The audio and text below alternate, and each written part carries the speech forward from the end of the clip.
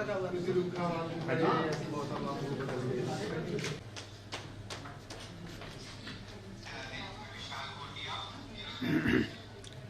Morning, मेरा नाम साक्षी सिंह है और मैं दिल्ली से हूँ। विजेंद्र प्रसाद सर के पास मैं न्यूरोथेरेपी की ट्रेनिंग कर रही थी और मुझे 2 इयर्स कंप्लीट हो गए। Thank you. नमस्कार दोस्त, सभी से मेरा एक अनुरोध है, जो अपना फ़ोन है ना, कृपया करके उसको साइलेंट मोड पे डालो। अभी देखो, अभी जो सेशन चलेगा वो हमारे लिए बहुत महत्वपूर्ण है। हो सकता है आपके लिए नहीं हो, किसी और साथी के लिए हो, तो मेरी आप सभी से हम्बल रिक्वेस्ट है कि अपना जो फ़ोन है वो साइलेंट पर रखना है। ठीक है, किसी को अगर सुनना भी है तो बाहर जाके सुन सकते हैं, यहाँ नहीं सुने, क्योंकि किसी जब आज जो हमारे जो सेशन है, हमारे जो डॉक्टर साहब आ रहे हैं वो हमारे लिए आ रहे हैं, वो अपने लिए नहीं आ रहे, हमें कुछ ना कुछ मिलेगा। तो सभी से मेरा अनुरोध है। स्पीकर के सामने ना थोड़ा ऐसे आप या तो घूम जाओ या आगे आ जाओ। 1.5 साल के दीपक वगैरह सबके साथ प्रैक्टिस है। नमस्कार, मैं अली मलिक बिलासपुर यमुनानगर से। मैंने लास्ट ईयर मई में ज्वाइन किया था और दीपक सर से मैं इसकी ट्रेनिंग ले रहा हूँ।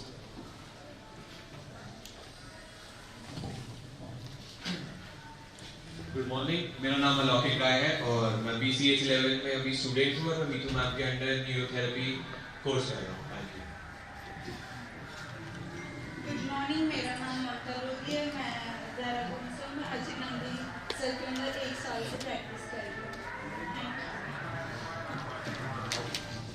नमस्कार स्टूडेंट, मेरा नाम श्री कुमार है। मैं कैंपस से योग करता हूँ और मैं योग बोरा के स्टूडेंट हूँ।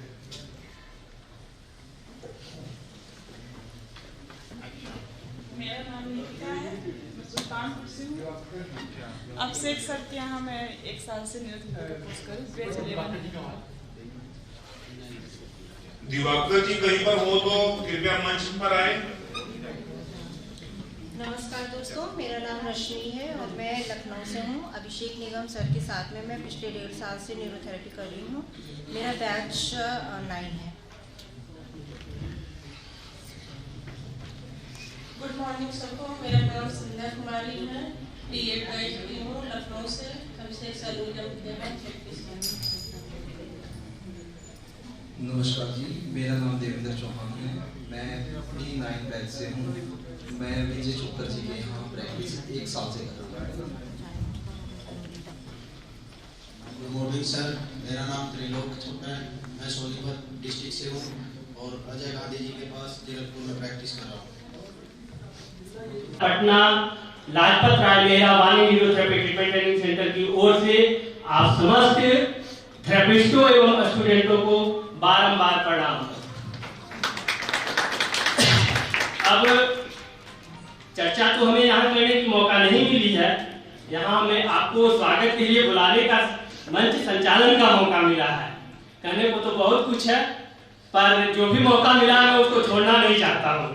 इसलिए थोड़ा मैं योद्धा यानी बैठे हुए हैं, जो आप समस्त लोग जानते होंगे, दादा के नाम से प्रचलित हैं, हमारे न्यूरोथेरेपी के संरक्षक हैं। न्यूरोथेरेपी को आगे बढ़ाने में अगर जो फर्स्ट नाम किन्हीं का आता है तो वो नाम आता है जयदेव सिंह दादा। वो आज और मंच पे आए और दीप प्रज्वलन का कार्यक्रम को प्रारंभ करने के लिए उनके साथ अपने डॉक्टर कुलवंत सिंह जी को आमंत्रित करता हूं और मैं अपने प्रिय गुरुजन जिनसे मैं न्यूरोथेरेपी के के बारे में जानकारी प्राप्त किया हूं। डिटेल तो बहुत चलेगी, मगर अभी कार्यक्रम जो है दीप प्रज्वलन का है। मैं अपने गुरु डॉक्टर अजय गांधी जी को और उनके साथ आए सर जी, आप तीनों आए आने को तो दीप प्रज्वलन के लिए कार्यक्रम में बहुत सारे लोग हैं, पर सारे लोग को मंच। अब एक राम गोपाल परिहार सर जी हैं, वो भी हमारे मंच पे आए और दीप प्रज्वलन करें।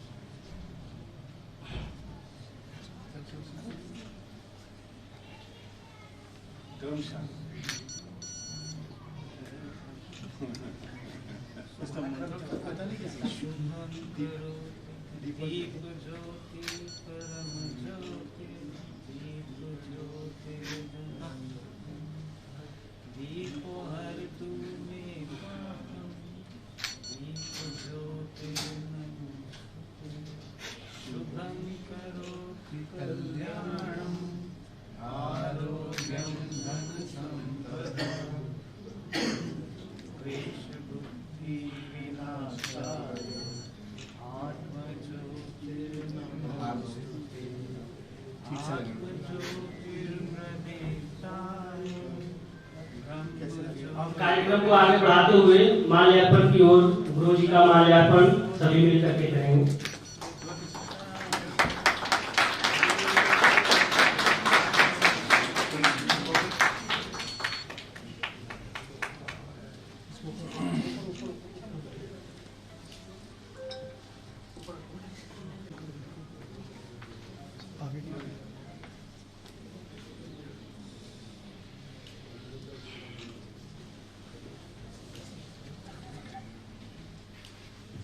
अब मैं कार्यक्रम को आगे बढ़ाते हुए अपने बीच जगदीश सिंह दादा का अपने मंच पे आमंत्रित करता हूँ।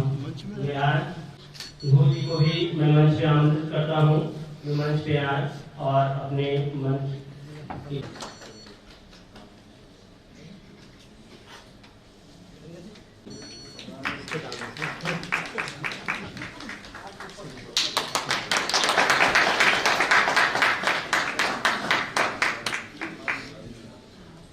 संघ के नाम से सारे लोग अवगत होंगे।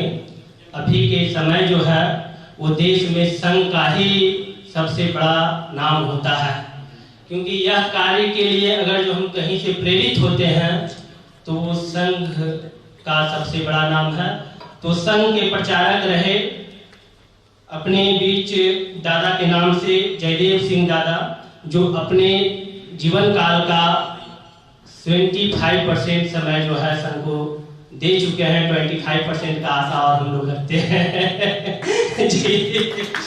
तो जब जिनसे हम न्यूरोथेरेपी सीखे डॉक्टर अजय गांधी जी, उनको भी जोड़ने का काम अपने बीच जो बैठे हुए दादा वही किए थे, और गुरु जी के माध्यम से दादा ने अपने विचार परिवार की ओर लाने का काम किया, और फिर धीरे धीरे हम लोग अपने पूरे देश में न्यूरोथेरेपी का नींव रखने का काम किया है। यह दादा के लिए एक बार जोरदार ताली हम सभी थेरेपिस्टों की ओर से और सभी स्टूडेंट की ओर से ताली में दम आना चाहिए, क्योंकि दादा का बात है।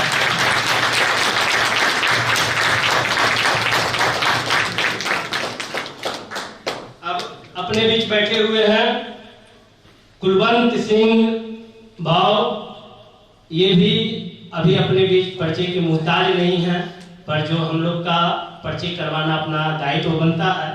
यह associate professor surgeon government of medical college Jammu Kashmir scenery Jammu Kashmir, professor अध्यक्ष एनएमओ जम्मू कश्मीर लद्दाख, और संयोजक है संस्कार आयाम सेवा भारती जम्मू कश्मीर।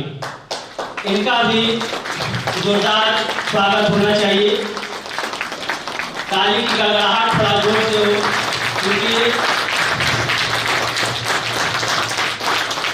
हम लोग तालियां तो बजाते हैं, पर इसमें क्या लाभ है ये बहुत बड़ा हम लोग का गुण छुपा होता है इस तालियां बजाने में।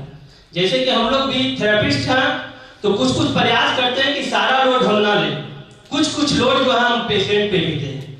यह प्रयास इसलिए होता है क्योंकि थेरेपिस्ट को मेहनत बहुत काफी करना पड़ता है, आप लोग अपने लिए भी और दादा और डॉक्टर साहब के लिए भी।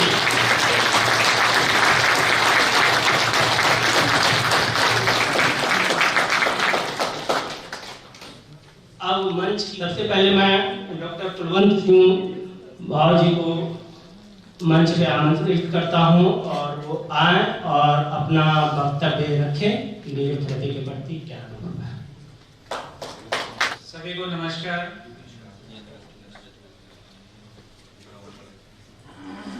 आज का सुबह सुबह ही मुझे बताया गया है कि मुझे यहाँ किसी एक पर्टिकुलर डिजीज पे विचार रखने हैं। तो डिजीज का चयन किया गया है डिजीजेस ऑफ स्मॉल इंटेस्टाइन, यानी छोटी आंत। थोड़ा सा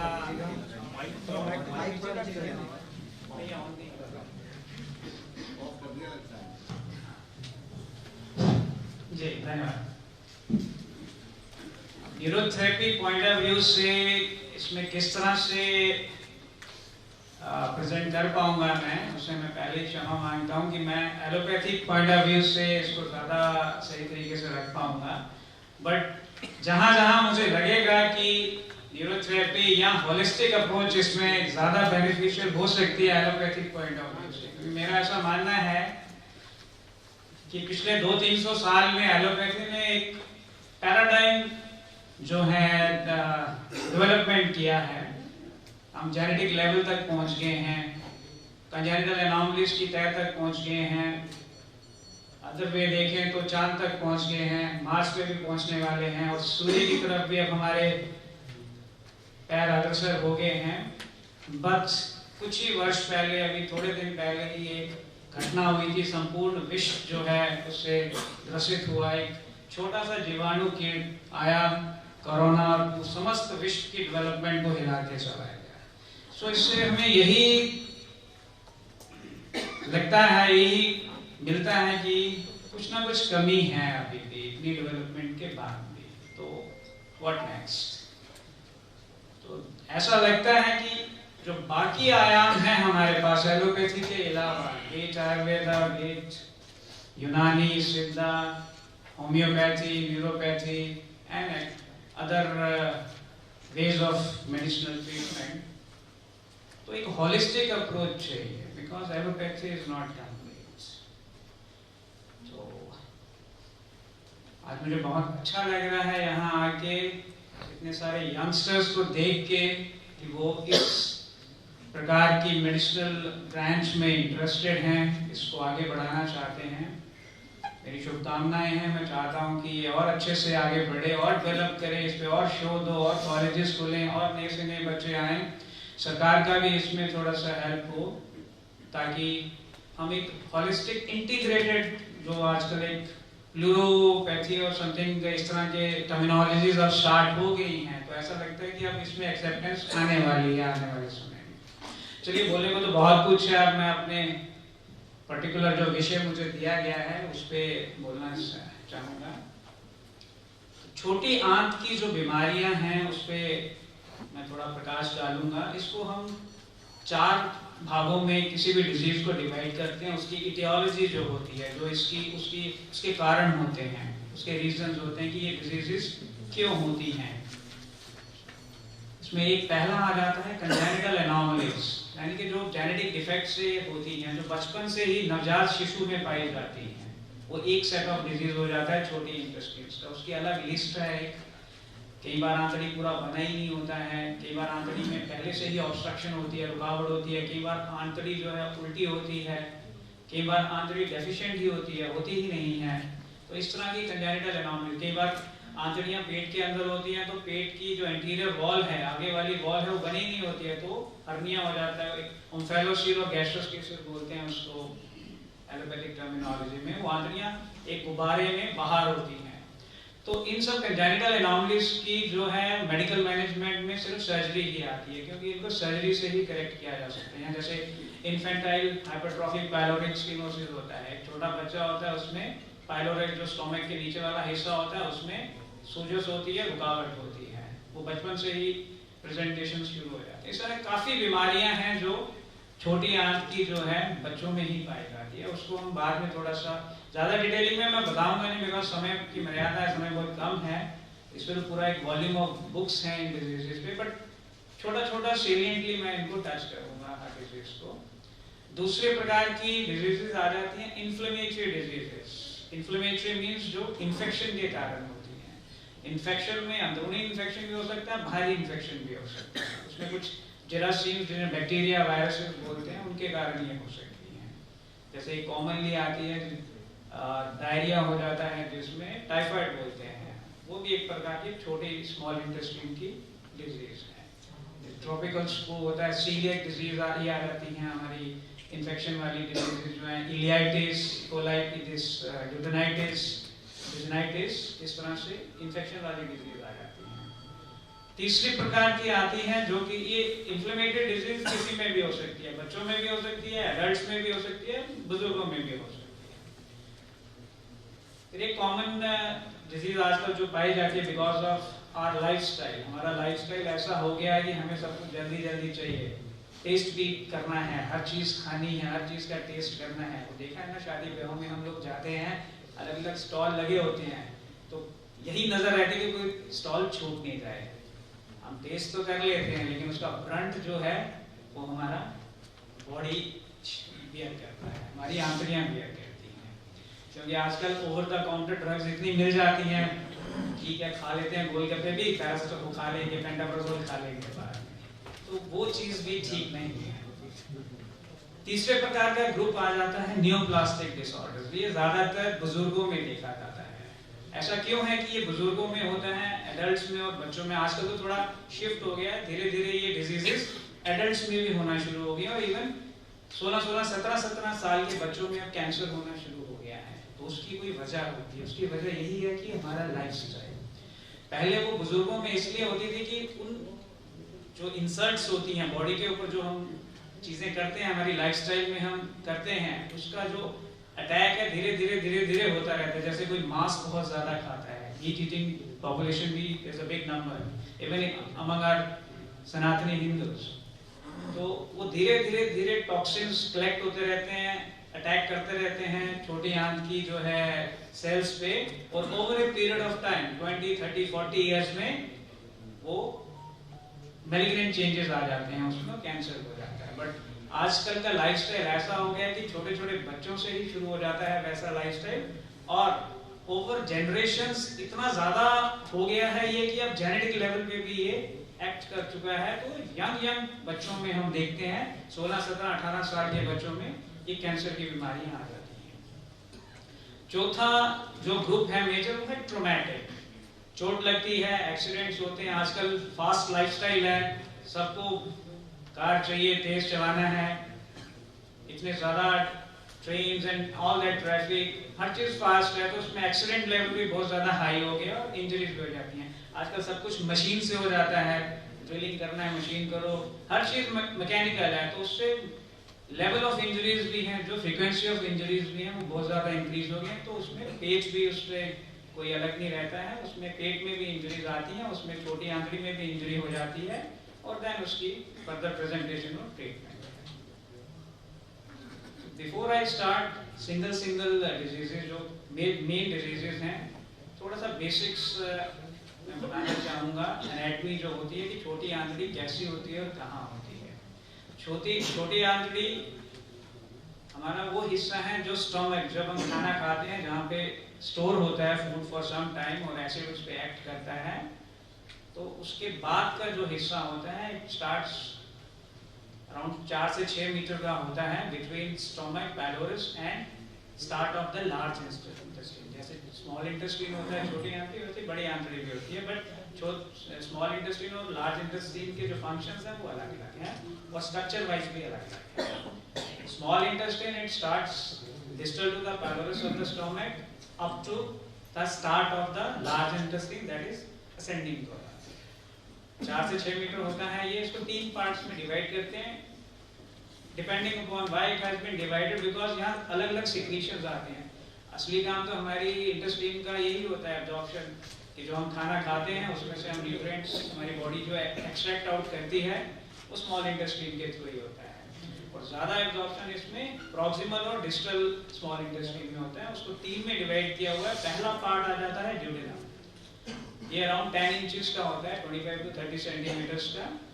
दूसरा पार्ट आ जाता है jejunum, that is around 1/3 of the small intestine total है, उसको ले सकते हैं 1 से 1.5 मीटर तक। एंड लास्ट पार्ट आ जाता है आइलेट, इलियम जो होता है that forms the 2/3 almost, 2/5, 3/5 कर सकते हैं आप इसको। तो ये आर्बिट्रेरी होता है, there is no demarcation कि यहाँ से इस लेवल तक ही ड्यूडेनम होगा, यहाँ से इस लेवल तक ही ड्यूडेनम होगा, ये थोड़ा आर्बिट्रेरी है। But because of the gross morphological differences, क्योंकि जो माइक्रोस्कोप के अंदर देखा जाता है या नजर से भी देखा जाता है, तो उससे पता लग जाता है कि हाँ यहाँ से आंतरिक थोड़ा चेंज हो गई है, तो उसको डिवाइड किया हुआ है। इनके फंक्शंस अलग हैं। मेन फंक्शन पूरी आंतरिक का एब्जॉर्प्शन होता है, बट कौन सा न्यूट्रिएंट कहाँ एब्जॉर्ब होगा ये एलुसिडेट हो गया है कि ड्यूडेनम में अलग प्रकार के न्यूट्रिएंट्स एब्जॉर्ब होते हैं, ड्यूडेनम में अलग प्रकार के होते हैं और आइलियम में अलग प्रकार के होते हैं। यहाँ सिक्रीशंस भी अलग अलग आती हैं। जैसे स्टोमक में हमारा सिक्रीशन आता है एसिड का, वो न्यूट्रलाइज करता है बाकी खाने को, चर्निंग होती है, खाना प्रोसेस होता है स्मॉल उसमें चला बिट्स एंड पीसेस में। जब ड्यूडेनम में आते हैं तो ड्यूडेनम में हमारा ओपन होता है, कौन कौन सा डाइजेस्टिव सिक्रीशन आता है? Let's ask the youngsters.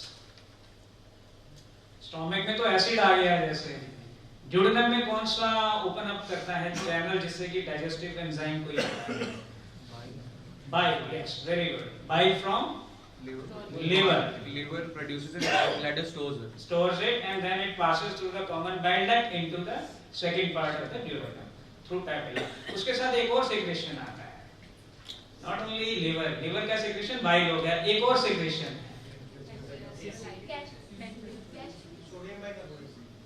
that is sodium bicarbonate, एक वो हो गया ना, सॉल्ट जैसे होता है। सेक्रेशन ऑर्गन का बड़ा इंपॉर्टेंट ऑर्गन है, पैनक्रियास, एब्सोल्युटली राइट। सो ये दोनों secretions, bile from liver and pancreatic juice from pancreas, ये दोनों मिलके एंगुलर वेट से ड्यूडेनम में आते हैं।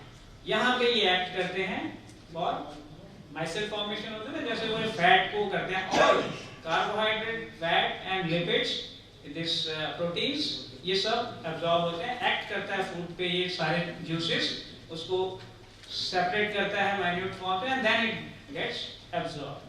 देन थोड़ा और नीचे आ जाएंगे ड्यूडेनम एंड आइलियम में। ड्यूडेनम एंड आइलियम में क्या सिक्रीशन आता है?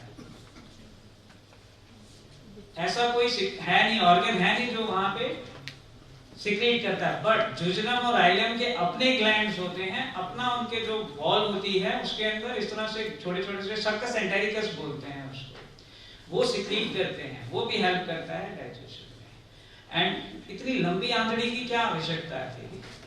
ये तो 10 सेंटीमीटर की भी बना सकता था प्रभु कि सारा एक्ट करे और 10 सेंटीमीटर में ही निकल जाए, इतना बड़ा वेट उठा के चलना पड़ता है मनुष्य को। सो एक टाइम पीरियड दिया हुआ है ना, क्योंकि ऊपर से स्टोमक से लेके नीचे लार्ज इंटेस्टाइन जाने में 2, 2.5, 3 घंटे लग जाते हैं, पेरिस्टाल्टिक मूवमेंट आता है, तो उस ड्यूरेशन के दौरान ये जो सिक्रीशन आए होते हैं इनको एक्ट करने का समय मिल जाता है और अच्छी तरह से ये एक्ट करते हैं। टॉक्सिन, ये सारी चीजें जो हैं बॉडी खुद ही डिसाइड करती है कि क्या टॉक्सिन है और क्या मेरे लिए बेनिफिशियल है न्यूट्रिएंट, तो बेनिफिशियल को वो अब्सॉर्ब कर लेती है और जो टॉक्सिन्स होते हैं उनको वही फीसिस में बाहर निकलता है, तो ये समय मिल जाता है इतना। ऐसे तो बहुत डिटेलिंग है एनाटॉमी को और फिजियोलॉजी को डिस्क्राइब करने में, एक particular part of the small intestine, duodenum में जैसे 4 पार्ट होते हैं, first part, second part, horizontal third part and then one ascending part. इनकी अपनी ब्लड सप्लाई है, अपनी नर्व सप्लाई है, तो इसमें थोड़ा सा ब्रीफ मैं दे दूंगा आपको। जो ड्यूडेनम है हमारा वो अपर पार्ट में होता है स्टोमक के, जहाँ पे हमारा ये दोनों रिब्स जाके ज्वाइन करती हैं, जिफॉइड कहते हैं, उसके नीचे आता है ये L2 के लेवल पे, सी शेप्ड होता है, 25 सेंटीमीटर लेंथ है और इसकी जो ब्लड सप्लाई है ये एब्डोमिनल एओर्टा आपने सुना, वो जो बीच में होता है, बड़ी हमारी नाड़ होती है खून की नाड़ी, उसमें कुछ प्लेक्ससेस होते हैं, सीलियक एक्सिस होता है, वो T10-11 के लेवल पे आता है, उससे 3 बड़ी नसें निकलती हैं, एक कॉमन हिपैटिक आर्टरी होती है, एक स्प्लेनिक आर्टरी होती है और एक लेफ्ट गैस्ट्रिक आर्टरी होती है। ये अलग अलग जगह पे खून की सप्लाई करती हैं। तो जो ड्यूडेनम की सप्लाई होती है वो कॉमन हिपैटिक आर्टरी से थोड़ी दूर जाके एक गैस्ट्रोड्यूडेनल आर्टरी निकलती है, वहां से 2 आर्टरीज निकलती हैं, anterior and posterior, superior pancreatic और ड्यूडेनल आर्टरी, ये ड्यूडेनम के ऊपर वाले हिस्से को सप्लाई करती है और पैंक्रियास को भी सप्लाई करती है। एज द नेम इंप्लाइज, जैसे पैंक्रियाटिक और ड्यूडेनल आर्टरी, तो मतलब पैंक्रियास और ड्यूडेनम को सप्लाई करेगी। डोडनम के निचले हिस्से को सप्लाई करते हैं। जैसे सीलियक एक्सिस होता है ऊपर, ऐसे नीचे सुपीरियर मेसेंट्रिक आर्टरी होती है।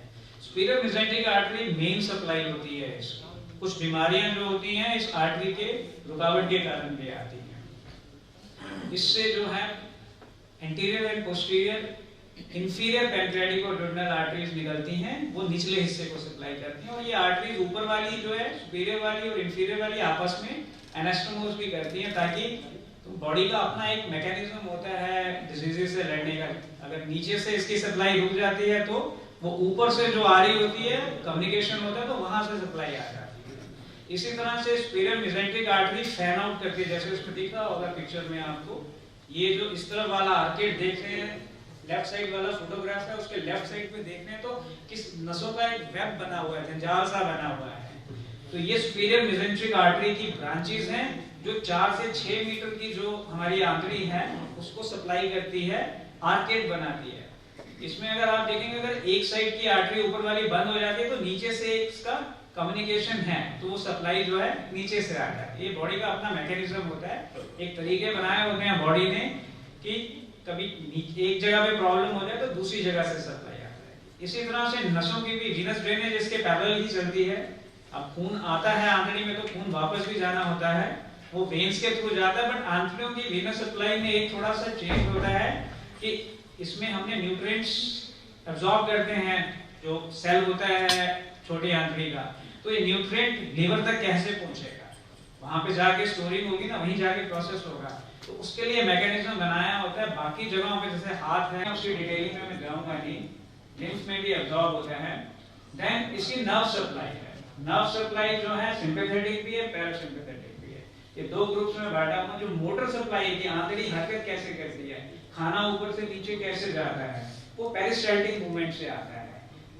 कभी आप देखेंगे, आप लोग सर्जरी में लाइव वो देखते हैं डायसेक्शन वगैरह या समथिंग, ऑपरेटिव नहीं है आपके इसमें, बट आप YouTube चैनल्स पे देख सकते हैं peristaltic movement of small intestine. उसमें आप देखेंगे कि प्रोपोगेटिव मूवमेंट्स होते हैं। अगर आप आंतड़ी को ऊपर कहीं ऐसे टच कर देंगे ना, that is a stimulus for that आंतड़ी, तो वो आंतड़ी जो है एकदम से कॉन्ट्रैक्ट कर जाती है। मसल्स होती है ना, स्मूथ मसल्स, इसमें तो ऐसे टाइट हो जाती है और मूव करती है, ऐसा लगेगा जैसे आंतड़ी चल रही है, उस तरह से देखते हैं। तो वो एक्टिविटी करने के लिए पैरासिम्पैथेटिक नर्वस सिस्टम होता है, उसकी सप्लाई आती है वेगस नर्व से। क्रेनियल नर्व कौन सा नंबर है? Vagus, cranial number 10। तो वेगस की एंटीरियर और पोस्टीरियर ट्रंक्स होती हैं जो डायफ्राग्मेटिक होल से एओर्टा के अराउंड से निकल इसोफेगस के अराउंड निकलती है। एंटीरियर एंड पोस्टीरियर वो पैरासिम्पैथेटिक सप्लाई करती है स्मॉल इंटेस्टाइन को, जिसके कारण ये पेरिस्टाल्टिक मूवमेंट। ऐसे ही सिंपैथेटिक सप्लाई होती है। इसमें फर्दर डिटेलिंग आ जाएगी जब ये नर्व्स जो हैं जाती हैं, एक मेसल्स फ्लेक्सर्स और मेसल्स फ्लेक्सर्स होता है, ये स्मूथ मसल्स के उसमें होता है, एक सबम्यूकोजल होता है। इसकी भी अलग अलग डिजीजेस हैं बच्चों की, जैसे मैं कंजेनिटल एनोमलीज आपको बता रहा था, जिनमें ये फ्लेक्सर्स एब्सेंट होते हैं, उसको एक डिजीज होती है बच्चों में, उसको हर्शस्प्रंग डिजीज कहा जाता है। वो बड़ी आंतड़ी की डिजीज है, उसमें कॉन्स्टिपेशन हो जाता है बच्चे को, बच्चा अपना स्टूल्स पास नहीं कर सकता है, पेट फूल जाता है, आंतड़ी फूल जाती है। तो इसमें हम वो आंतड़ी काटते हैं और नई आंतड़ी जोड़ते हैं, उसी आंतड़ी के अलग अलग प्रोसीजर्स हैं। सो एक छोटा सा एनोमली जिसमें कि ये जो फ्लेक्सर्स होते हैं नर्व एंडिंग्स के, वो मिसिंग होते हैं, एब्सेंट होते हैं, गैंग्लियन सेल्स कहते हैं इनको, उससे एक इतनी बड़ी डिजीज जो क्लिनिकली प्रेजेंट करती है हो सकती है। सो knowledge of these things is important because इसका बेयरिंग फर्दर फ्यूचर में, but you never know, life science is very dynamic. आज जो है, आज जो तथ्य माना जाता है, 15, 20, 30 साल के बाद रिसर्च के बाद और नई चीज निकल जाएगी तो वो ऑब्सोलीट हो जाता है। तो वी नेवर नो कि कल को एक समय ये भी आएगा कि ऑपरेशंस और दवाइयों की जरूरत ही नहीं पड़ेगी, आप ध्यान लगाओगे, इतनी वो एक्वायर कर लोगे अपने अंदर इंटरनली ही कि अपने आप ही उस डिजीज को क्योर कर सकते होगे। May be a time will come someday, 100, 200, 300 years down the line। आज से 200 साल पहले की हिस्ट्री अगर आप पढ़ेंगे from medical point of view, तो क्या होता था यूरोप में भी, प्लेग आया, पूरा पूरा गांव साफ हो जाता था। तो आज देख लो कितना तरक्की हो गया हुआ है कि we are going into the genetic level also. So see down 200 years down, medicine नई उभर के आ रही है। एंड आई फील कि जो हमारी पद्धति है पुरानी, हमारे ancient ways of treating things हैं, दे विल अगेन रिजुविनेट, फिर से रीबर्थ होगा इन चीजों का। एंड विल सी, हम नहीं देखेंगे, हो सकता है हमारी आने वाली जनरेशन देखेंगे। चलिए एनाटॉमी में छोड़ता हूँ, अदरवाइज इसी में घूमता रहूंगा। Coming to the diseases, neoplastic को मैं पहले टच करता हूँ because it has a very great bearing over the health care of system of the country. इसमें जो कैंसर्स हैं इनको दो तरह से डिवाइड किया गया। एक कैंसर्स होते हैं बिनाइन, हालांकि ये ग्रोथ होती है इसमें, लेकिन ये इतने खतरनाक नहीं होते हैं, इतने डेंजरस नहीं होते हैं, लाइफ थ्रेटनिंग। अगर इनको ट्रीट कर दिया जाए, जैसे किसी को छोटी आंतड़ी में कहीं कैंसर है, रसोली हो गई है, कैंसर है, रुकावट आ रहे हैं, थोड़ी कॉस्टली टेस्ट है, बट पता लग जाता है कि हाँ ये इस तरह का CEA लेवल कहते हैं इसको, तो इस तरह का कैंसर है। तो अगर वो बिनाइन लेजन है, मैलिग्नेंट नहीं है, अगर आप उसका काट के जोड़ देते हो आंतड़ी, दैट इज क्योरेबल। उसके बाद इंसान जो है 30, 40, 50 साल जी जाता है। बट अगर वो मैलिग्नेंट टाइप का कैंसर है, उसमें जो है लाइफ एक्सपेक्टेंसी कम हो जाती है, बिकॉज मैलिग्नेंट जो कैंसर होता है उसका जो फैलाव है वो पूरी बॉडी में हो सकता है। उसका जो अंश है वो लिवर में भी चला जाता है, ब्रेन में भी चला जाता है, किडनीज में भी जा सकता है, लंग्स में भी जा सकता है, और वहां पे जाके वो कैंसर फैला देता है, वो सिस्टम बॉडी का जो है खराब होना शुरू हो जाता है। तो मैलिग्नेंट जो कैंसर्स होते हैं वो ज्यादा नुकसानदेह होते हैं, तो उनकी early detection is the more early the malignant cancer is detected, more chances of curability is there. जैसे अगर कोई एक मैलिग्नेंट कैंसर को इमीडिएटली पता चल गया है, उसका आपने ट्रीटमेंट कर दिया। आजकल तो ट्रीटमेंट के बड़े तरीके आ गए हैं, एक तो हो गया सर्जरी, आजकल कीमोथेरेपी भी आ गई है, but chemotherapy is a double edge sword. ये भी होता है cancer, but chances are very less. Percentage of population getting, non smokers getting lung cancer is very less as compared to the person population having smoking as well. तो इसी तरह से आंतड़ी के cancer में भी खाना पीना जो होता है उस पे उसका बेयरिंग है। जैसे अगर आप कॉन्स्टिपेटिंग डाइट लेंगे, कॉन्स्टिपेटिंग डाइट में क्या क्या आता है? एक तो मीट आ जाता है, मांस, किसी भी प्रकार का मांस, मछली, अंडा, मांस, चिकन, मटन, ये सब कॉन्स्टिपेटिंग डाइट में आता है। नॉर्मल रूटीन डाइट में कौन कौन सी डाइट कॉन्स्टिपेटिंग होती है? दूध, milk is also constipating, rice is also constipating, wheat is non constipating। इस तरह से sugar that is non constipating, diarrheal है। इसीलिए हम शायद गुड़ खाते हैं, रात को दूध जब पीते हैं तो गुड़ वाला दूध पीते हैं, क्योंकि ये मान्यता है कि इससे constipation नहीं होती है, you can freshen up early in the morning। तो इस तरह का लाइफस्टाइल जो हमारा है वो हमें चेंज करना है, तो हम इस तरह की जो डिजीजेस हैं उनको कर्व कर सकते हैं। बहुत ज्यादा एसोसिएशन है कॉन्स्टिपेशन का कैंसर के साथ। क्यों? क्योंकि जब कॉन्स्टिपेशन होता है तो हमारा जो मल होता है या खाना पीना जो हमारे इंटेस्टाइन में होता है उसमें टॉक्सिन्स भी होते हैं। जरूरी नहीं है कि जो हम खाना खा रहे हैं उसमें सिर्फ न्यूट्रिएंट्स ही हैं, उसमें कुछ ऐसे पदार्थ भी होते हैं जो टॉक्सिन्स होते हैं, जो फीसिस में निकल जाते हैं बाहर। तो ट्रांजिट टाइम कॉन्स्टिपेशन होगा तो वो जो टॉक्सिन्स उस मल में होते हैं वो ज्यादा देर तक बॉडी में टच में रहते हैं सेल्स के साथ, जो इंटेस्टाइन के सेल्स होते हैं। तो जितने ज्यादा देर तक वो रहते हैं उतना वो ज्यादा नुकसान करते हैं। तो over a period of 10, 20, 30 years वो सेल्स में मैलिग्नेंट चेंजेस आना शुरू हो जाते हैं। ऐसा नहीं है कि जो हम खाना खाते हैं वो हमारे इंटेस्टाइन्स को अफेक्ट नहीं करता है, जो भी हम खाते हैं वो इंटेस्टाइन के सेल्स को अफेक्ट कर रहा होता है। इसीलिए इंटेस्टाइन के जो सेल्स होते हैं उनका टर्नओवर 5 डेज का होता है। जो सेल पिट्स होते हैं ना, मिकोजा होता है, आई होप यू आप पता होगा आपको हिस्टोलॉजी में, मिकोजा, सब मिकोजा, मस्कुलरिस मिकोजा, और वो जो सारे आते हैं आपके smooth muscle cells and then serosa, तो वो टच में आ रहा होता है। तो ये सेल्स की जो लेयर होती है, 4-5 सेल्स की लेयर जो मिकोजा की होती है, ये सेल्स जो है 5 दिन के अंदर अंदर ही शेड ऑफ हो जाते हैं, गिर जाते हैं, नए सेल्स आ जाते हैं, क्योंकि टॉक्सिन उन पे एक्ट कर रहे होते हैं। अगर एक ही टाइप के सेल रहेंगे तो वो टॉक्सिन एक्ट करता रहेगा तो इमीडिएटली बन जाएगा। तो बॉडी का अपना एक मैकेनिज्म होता है। तो ये टॉक्सिन्स जितनी देर तक रहेंगे बॉडी में, ज्यादा रहेंगे, जितना ट्रांजिट टाइम ज्यादा होगा उतना ज्यादा नुकसान करते हैं। तो chances of cancer are high in those populations. That is why Kashmir में सब मीट ईटिंग है वहाँ पे तो। एंड कैंसर का मैंने जम्मू में भी काम किया है, कश्मीर में भी 20 साल जम्मू में काम किया, लास्ट 15 साल से कश्मीर में हूँ।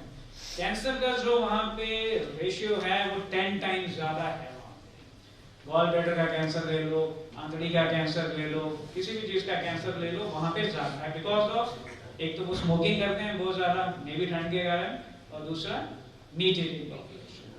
सो लाइफस्टाइल में अगर meat eating consumption, meat consumption कम कर देंगे, उस पॉपुलेशन में chances of cancer is very high. तो आपके टच में जितने भी पेशेंट्स आएंगे और जिनको भी इस तरह की कोई हिस्ट्री होगी किसी की फैमिली में, या आप उनको एक राय दे सकते हैं, काउंसलिंग दे सकते हैं to avoid constipating diet. And the major component of constipating diet is meat eating. इसकी डिटेल में मैं जाऊंगा नहीं, ये एनोमरेट किए हुए हैं, हर एक डिजीज को अलग अलग तरीके से कैटेगराइज किया होता है। कोई एक किसी डिजीज में एक टाइप का चीज होगा तो वो एडिनोमा हो जाएगा, फाइब्रोमा हो जाएगा, एंजियोमा, वेस्कुलर ट्यूमर है। ये फर्दर डिवाइड किया from treatment point of view. But ये होते क्यों हैं उसके ऊपर प्रिवेंशन पे छोटा सा एक पैराग्राफ लिख के हर किताब छोड़ देती है। तो हमारा ज्यादा जो ध्यान होना चाहिए प्रिवेंशन पे होना चाहिए, लाइफस्टाइल मॉडिफिकेशन पे होना चाहिए। ट्रीटमेंट पार्ट इज ओके, वो तो हमने करना ही करना है। उसके अलावा जो आप उनको गाइड कर सकते हैं वो प्रिवेंशन पार्ट है। अब मैलिग्नेंट न्यूप्लाज्म में डिफरेंट टाइप्स आए हैं। जिस्ट होता है गैस्ट्रोइंटेस्टाइनल स्ट्रोमल ट्यूमर, इसमें जो म्यूकोजा, सब म्यूकोजा, स्मूथ मसल्स, उसके बारे में मैं बता रहा था। इसमें ये स्मूथ मसल का सेल होता है, जो होता है ट्यूमर होता है, इसमें स्मूथ मसल बढ़ना शुरू हो जाता है। जेनेटिक इसके वो भी हैं, रिस्क फैक्टर्स भी हैं और लाइफस्टाइल रिस्क फैक्टर्स भी हैं जब ये हो जाता है। बट ये है कि ये नॉन मैलिग्नेंट होता है जब तक ये छोटा है, इसलिए जल्दी डिटेक्ट हो जाए और इसकी सर्जरी कर दें तो ये नॉन मैलिग्नेंट रहता है। मतलब एक बार सर्जरी कर दिया तो क्योर कर है। बट ये 10 सेंटीमीटर से अगर बड़ा हो जाता है या लेट पता लगता है, उसमें मैलिग्नेंट पोटेंशियल इसका इंक्रीज हो जाता है। फिर उसमें फर्दर टेस्ट में आजकल वो एक मोनोथेरेपी आई हुई है, मोनोक्लोनल एंटीबॉडीज की थेरेपी आई हुई है, कॉस्टली थेरेपी है, वो देना पड़ता है, दैट इज अ कीमोथेरेपी।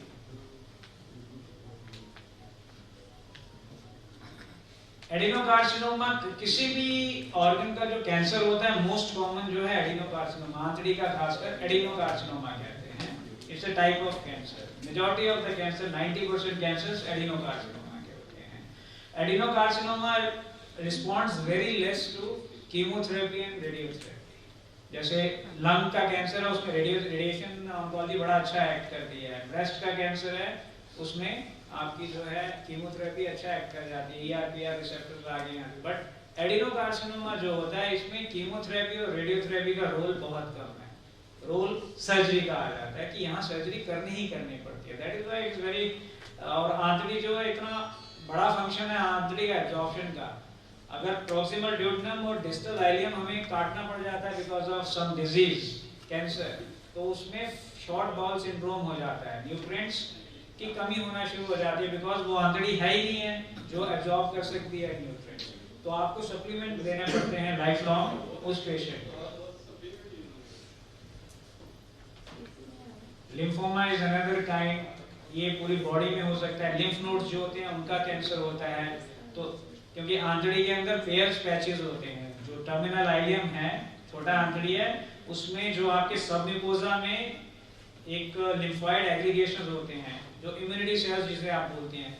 जैसे आपने कुछ खाया, उसमें मान लो कोई बैक्टीरिया था जिससे डायरिया हो जाता है, तो सबसे पहले जो टच में आएगा जब वो आंतड़ी के सेल के साथ, तो वहाँ पे ये लिम्फोइड एग्रीगेशन होता है, पेयर्स पैचेस स्मॉल इंटेस्टाइन में, वो एक्ट करेगा, वो इसको निरस्त करेगा, उस पे एक्ट करेगा उस बैक्टीरिया पे। तो उसके कारण क्या होता है, स्वेलिंग हो जाती है। उन्हीं में जब अनकंट्रोल्ड स्वेलिंग हो जाएगी उन पेयर्स पैचेस में, तो वो लिम्फोमा बन जाता है। इसके जेनेटिक कॉजेज भी हैं, इसके फिनोटाइपिक कॉजेज भी हैं, लाइफस्टाइल कॉजेज भी हैं। तो बट जब ये लिम्फोमा हो जाता है, लिम्फोमा की कीमोथेरेपी मैनेजमेंट है। तो चॉप रेजिम, कुछ chemotherapy mop and chop regimes कहते हैं हमारे इसमें, 3-4 ड्रग्स मिलके, बट वो ड्रग्स बहुत स्ट्रॉन्ग होती हैं। वो ड्रग्स मैलिग्नेंट सेल पे तो एक्ट करती हैं, नॉर्मल सेल पे भी एक्ट करती हैं, उससे बॉडी के। तो आपने देखा होगा ना, जिनको ब्रेस्ट कैंसर वाली लेडीज को जब कीमोथेरेपी चल रही होती है वो गंजे हो जाते हैं।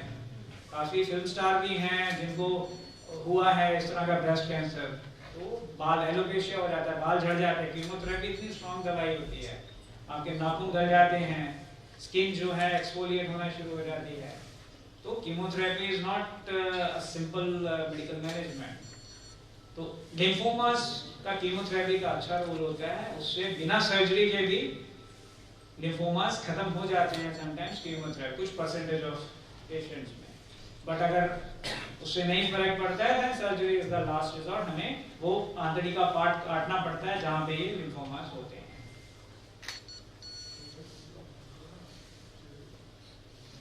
Another type is carcinoid. Carcinoid of appendix एक ऐसी होती है, उसमें कैंसर होता है अपेंडिक्स में। एक टाइप है कार्सिनोइड का, उसमें छोटा सा एक कैंसर है अपेंडिक्स में, लेकिन हमें पूरी राइट साइड की आंतड़ी काटनी पड़ती है बिकॉज उसका फैलाव इतना हो जाता है। So cancer is a very dreaded condition, और खासकर अगर वो फैल गई हो, उसमें लाइफ एक्सपेक्टेंसी आपकी 6 months to 2 years ही रहती है। एंड दैट टू अगर ट्रीटमेंट ले भी लेते हैं तो जो मॉर्बिडिटी है, दो चीजें होती है ना, एक होती है मोर्टेलिटी, एक होती है मॉर्बिडिटी। किसी भी डिजीज से मोर्टेलिटी, और दूसरा उसके कारण लाइफस्टाइल में जो तकलीफें आती हैं मॉर्बिडिटी।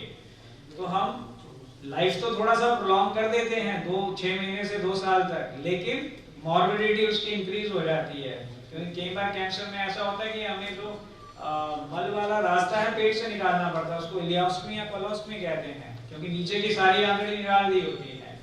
तो आप खुद इमेजिन करो कि एक पेशेंट है, उसको बैग लगा के यहाँ से मल निकलता है, घर वाले उसका बैग चेंज करेंगे, यहाँ कोलोस्टमी के कारण कई साइड इफेक्ट्स हो जाते हैं, इन्फेक्शन हो जाता है, रेड हो जाता है, कोलोस्टमी बाहर आ जाती है आंतड़ी आदि। इस तरह से एक तो पेशेंट को तो हो ही रही है तकलीफ, उसके साथ जो उसके घर में है तीमारदारी जो करते हैं वो भी एक बंदा उनके साथ बन जाता है। तो इस तरह से कितना एक बर्डन पड़ता है हेल्थ केयर का उस फैमिली पे। So the best way is to prevent. मैं फिर इसी पे जोर दूंगा कि हमें अपना लाइफस्टाइल ऐसे मॉडिफाई कर देना है कि ये चीजें हो ही ना। देन कुछ डिजीजेज आती हैं जो फंक्शनल डिजीजेज हैं। अभी तक तो हम मॉर्फोलॉजिकल बोल रहे थे, जो कंजेनिटल, इन्फ्लेमेटरी, नियोप्लास्टिक और ट्रोमेटिक मैं बोल रहा था वो मॉर्फोलॉजिकल है। अब आ जाती है फंक्शनल, जैसे आम सुना होगा आपने कि या मैं खाता हूँ कुछ भी नहीं पचता है, या पेट फूल जाता है, या डायरिया हो जाता है, तो उसमें पाचन शक्ति की जो है कमी आ जाती है। उसमें माल अब्जॉर्प्शन डिजीजेज हैं, उसमें बड़े नाम है, tropical sprue, Whipple's disease, celiac disease, lactose intolerance. आपने सुना होगा कि दूध पीते हैं तो उस समय फ्लैचुलेंस या ब्लोटिंग या डायरिया हो जाता है। तो इसमें भी जो है इतना शोध हो गया है कि आप बायोप्सी लेते हो, उससे आपको पता लग जाता है हाँ इसमें इस तरह की है, तो ये वाली चीज नहीं खानी है आपने। जैसे ग्लूटेन फ्री खाते हैं ये जो आपके स्क्रू वाले होते हैं, एक पर्टिकुलर टाइप का जो खाना होता है, किसी को मिर्ची से होता है, जैसे ही मिर्ची खाएगा तो उसको एकदम जैसे एलर्जिक रिएक्शन होते हैं वैसे हो जाता है। तो उस तरह की चीजें डायग्नोज हो जाती हैं और उस चीज को अवॉइड करना होता है, तो उससे वो इम्प्रूव हो जाता है। इसमें डिफरेंट क्लासिफिकेशन है, I am not going to the detail of this, is a long list of it. And clinical picture सबका ऑलमोस्ट एक जैसा होता है माल एब्जॉर्प्शन का।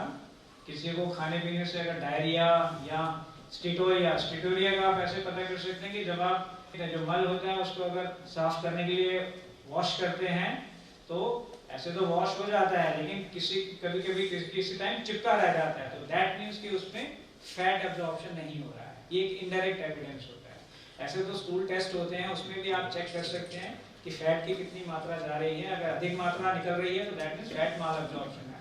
बट क्लिनिक जहाँ पे जैसे पेरिफेरी है, पीएचसी है, वहाँ पे तो ये टेस्ट होते नहीं है, तो वहाँ पे क्लिनिकली इनडायरेक्ट आप ले सकते हैं। पेशेंट से पूछ सकते हैं कि आप जब मल को कपोट में वॉश करते हैं तो वो चिपका तो नहीं रहता है। अगर वो चिपका रहता है दैट मीन्स उसमें फैट की माल एब्जॉर्प्शन है, फैट एब्जॉर्ब नहीं हो रहा है। तो कौन सा सिक्रेशन आएगा इसमें डेफिशिएंट है जिसके कारण फैट एब्जॉर्ब नहीं हो रहा है? पैंक्रियाटिक का होता है, पैंक्रियास से फैट एब्जॉर्प्शन। तो फिर आप फर्दर टेस्ट करवाओगे उसके, एंड देन एंडोस्कोपी करके ब्रश बॉर्डर का वो जो बायोप्सी है वो ले लोगे, उसको माइक्रोस्कोप के अंदर स्टडी करते हैं तो पता लग जाता है कि किस चीज़ के कारण ये एब्जॉर्प्शन नहीं हो रहा है। एंजाइम्स होती हैं, लाइपेज हो गया आपका जो लाइपेज है,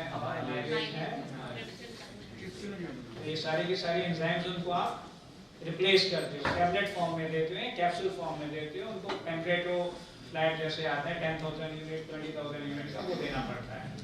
पेनक्रियाज की डिजीज में जिसमें सर्जरी हो गई होती है पेनक्रियाज की, पेनक्रियाज निकाल दिया होता है, तो उसमें भी आप रिप्लेसमेंट देते हो। रिप्लेसमेंट्स हैं हमारे पास, कोई भी डिजीज होगा हम उसके बदले कोई ना कोई थायराइड निकाल देते हैं, जिसका थायराइड का रिप्लेसमेंट कर देते हैं। रिप्लेसमेंट्स हैं हमारे पास, लेकिन है कि वो रिप्लेसमेंट्स जो हमारा नेचुरल है उसको कम्पीट नहीं कर सकता है। जो चीज़ नेचुरली बॉडी करती है उसको जो हम एक्सोजेनसली मतलब बाहर से जो देते हैं, सप्लाई देते हैं, वो कवर नहीं कर सकता है। फेलियर टू थ्राइव, वजन कम हो जाएगा, फिर बोलेंगे कपड़े ढीले हो जाएंगे, कमजोर लगने लगेगा, ये भी माल अब्जॉर्प्शन की निशानी होती है। वेट लॉस होगा उसका, माल न्यूट्रिशन होगा, जैसे जीभ पकना शुरू हो जाती है या छाले पड़ जाते हैं माउथ के अंदर, that is also indirect case में मल्टीविटामिन की कमी है, माल एब्जॉर्प्शन हो रहा है। फिर आप फर्दर इन्वेस्टिगेट करते हो। एब्डोमिनल पेन में डिस्टेंशन होगा, पैलर होगा, अनीमिया, खून की कमी आ जाएगी। कौन सा विटामिन इंडिकेटेड होता है खून की कमी में? एक टाइप का होता है ना अनीमिया, HB से तो हो गया, दूसरा अनीमिया आयरन डेफिशिएंसी अनीमिया। माल एब्जॉर्प्शन से कौन सा अनीमिया होगा? किस विटामिन की कमी आती है? Pernicious, and the vitamin implicated is B12. So आप B12 की मात्रा उसको अधिक खाने के लिए बोलेंगे, वो किस में होता है? अब यहाँ पे आपके लिए वो आ जाएगा, एक समस्या आ जाएगी। B12 सबसे ज्यादा किस में होता है? मीट में होता है। तो आप तो मना कर रहे हो मीट खाने के लिए, किसमें? तो उनको आप रिप्लेसमेंट्स दोगे, ऑल्टरनेटिव दोगे उनको, हाँ ऑल्टरनेट बताओगे। तो ये आपको पूरी नॉलेज रखनी है अपने पास कि किसमें क्या होता है विटामिन। जैसे जो आंवले हैं आपके या संतरा है उसमें क्या आएगा, वो सारा पता होना चाहिए। तो this is how you can guide है। वो तो अपनी तरफ से बताएगा, इसलिए आपने तो मना किया मीट खाने के लिए, ये नहीं है इसमें, तो मुझे दूसरा कुछ वो बताना है आपने।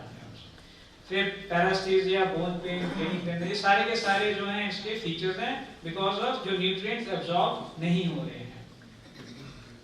इन्वेस्टिगेशंस में आजकल हमारे पास बहुत लंबी लिस्ट है, सीटी स्कैन से लेके MRI से लेके पैट स्कैन से लेके वो जो एंडोस्कोपी करते हैं उससे बायोप्सीज उठा लेते हैं हम। फिर बायोप्सीज जो उठाते हैं उसके अंदर जो ब्रश बॉर्डर सेल्स होते हैं, जो ग्लूकोजा के सेल्स, उसके अंदर जो तत्व होते हैं, एंटीबॉडीज, एंटीजेंस, ये इसमें anti gliadin, anti endomysial antibodies, anti microsomal antibodies, बड़ी डिटेलिंग तक चले गए, लेकिन क्योर नहीं है। क्योंकि आप ये चीज हो जाती है फिर उसको आप ट्रीट करते हो, उसमें से भी रिस्पांस पार्शियली आता है बिकॉज ये जो भी दोगे आप दवाई को बाहर से दे रहे हो, एक्सोजेनसली दे रहे हो, इट कैन नॉट कंपीट जो बॉडी अपने अंदर से ही कर सकती है, बनाती है चीजें। आपने देखा होगा कि चोट लगती है, आप कुछ भी नहीं करो वो फिर भी ठीक हो जाती है, हील हो जाती है। देखा होगा आपने बड़ी बार, कहीं छाला पड़ जाता है, छिल जाता है, आप कोई दवाई नहीं लेते हो, थोड़े दिन उसको टॉलरेट करते हो तो अपने आप ठीक होता है। दैट मींस बॉडी के अंदर हमारे ऐसी चीजें हैं कि बॉडी खुद भी ठीक कर सकती है, लेकिन है कि उसके लिए अब क्या प्रणाली एक्वायर करनी है, क्या क्या करना है, उस पर भी शोध होना चाहिए। देन सीलिएक डिजीज है, अलग अलग डिजीजेस हैं, ऑलमोस्ट सबका जो है मैनेजमेंट इसी तरह से है, क्योंकि मैक्सिमम में देखा गया इन डिजीजेस में स्टेरॉइड्स ही देते हैं लास्ट में, और स्टेरॉइड्स जो है डबल एज स्वॉर्ड होती है, दो धारी तलवार है, तो जितना फायदा देती है उतना ही बॉडी को नुकसान भी कर रही है। तो ये इलाज नहीं हुआ ना हमारी तरफ से, तो पक्का इलाज नहीं ना हुआ, थोड़ी देर के लिए ठीक हो जाते हैं। आपको सिर दर्द होती है, आप पैरासीटामोल या कुछ खा लेते हो, ठीक हो जाता है बिल्कुल, ऐसे जादू सा लगता है कि हाँ अभी तो इतनी दर्द हो रही थी, अब मैं बिल्कुल फिट हूँ, लेकिन हमें ये पता नहीं है कि उस एक पैरासीटामोल के टैबलेट ने हमें अंदर नुकसान कितना कर दिया हुआ है। बिकॉज ये जो दवाइयाँ होती हैं ना, इसमें एक दवाई का इंग्रेडिएंट अलग होता है, एक वेक्टर होता है जो सेल्स के अंदर इस दवाई को पहुंचाता है। 99% जो साइड इफेक्ट्स होते हैं वो उस वेक्टर के कारण होते हैं जो इन्होंने मिक्स किया होता है उस दवाई में, जो उनको इस दवाई को सेल्स तक पहुंचाती है। हमारा जो पुराना जो तरीका था, पुरानी प्रणाली थी, उसमें हम जो जड़ी बूटियां करते थे उसमें ये वेक्टर नहीं होता था। तो वो जड़ी बूटियां अभी शोध चाहिए उसमें भी कि कैसे हम उसे इंग्रेडिएंट को उस जड़ी बूटी से निकाल पाएं और उसको बॉडी के अंदर पहुंचाएं विदाउट अ वेक्टर। चलिए अधिक समय नहीं लूंगा मैं, आई थिंक काफी हो गया है, इसी में मैं बंद करता हूं। अगर किसी को कोई क्वेरी है, कुछ पूछना चाहता है छोटी आंतड़ी को लेके, या कभी कोई पेशेंट आया हो आपके क्लिनिकल उसमें प्रैक्टिस में जिसमें कि आपको कुछ डाउट लगा है, तो मेरे सामर्थ्य में जितना होगा प्रयास करूंगा कि मैं वो क्लियर कर सकूं। जी डॉक्टर साहब। जी थैंक यू डॉक्टर साहब। माइक है कोई एक, अगर माइक दे दीजिए।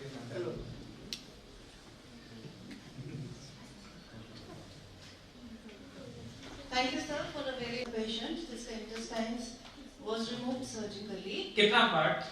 I have the reports. I can show them to you. Okay. And he came to me after the second session of chemo. और तब उसकी जो नर्व्स का न्यूरोपैथी हो रहा था बेसिकली उसको, तो फिर I had to understand कि ये जो इंटेस्टाइन कट गई तो फिर उससे एब्जॉर्प्शन कैसे हो रहा था। इसमें डिपेंड करता है, वही मैंने बताया ना आपको कि इंटेस्टाइन के कुछ पार्ट्स तो बड़े ही वो हैं very significant from absorption point of view. जैसे प्रॉक्सिमल ड्यूडेनम पार्ट है जो प्रॉक्सिमल स्मॉल इंटेस्टाइन और टर्मिनल आइडियम, मैक्सिमम जो न्यूट्रिएंट्स की एब्जॉर्प्शन होती है वो यहीं से होती है। आयरन का ड्यूडेनम से आता है, देन विटामिन B12 का जो है टर्मिनल आइडियम से आता है, इस तरह से। और कितना परसेंट को बताना पड़ता है कि आपने कौन कौन सा सप्लीमेंट लेना है, कौन कौन सा फूड लेना है, वो उनको एक डाइटरी चार्ट बना के देना होता है।